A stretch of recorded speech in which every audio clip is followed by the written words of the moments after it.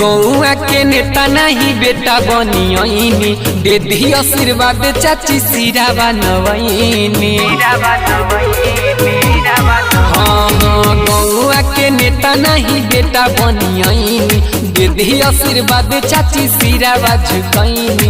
एक कहीं बस अपना ये भैया पुराई देता हो ये चाचा हो। अब की बार मुखिया बनाई देता हो ये चाचा हो। अब की बार मुखिया बनाई देता हो ये भैया हो ये चाचा हो। अब की बार मुखिया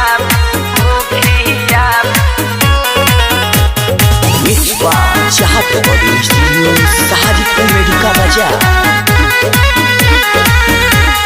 जनता से कदिले गुहार मौका दीना एक बार होई न जीतावल बेकार बतिया के महानी हमार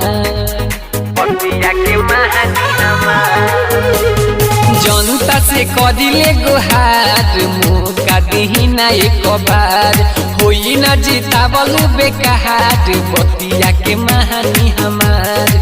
हमारा के देई के भोटावा विजयी बनाई देता हो ये चाचा हो। अब की बार मुखिया बनाई देता हो ये चाचा हो। अब की बार हमारा के जीताई देता हो ये भैया हो ये चाचा हो। अब की बार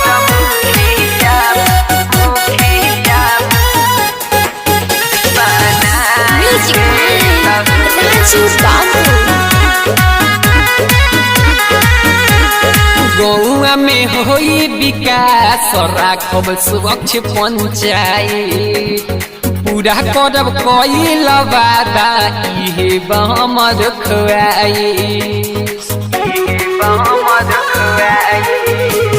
गौआ के होई विकास राखब स्वच्छ पंचायत पूरा करब कईल वादा इहे हमर खुआइश। पवन राजा के चुनाव चिन्ह बटन दबाई देता हो ए भैया हो। अब की बार मुखिया बनाई देता हो ए भैया हो। अब की बार हमारा के जीताई देता हो ए चाचा हो ए भैया हो।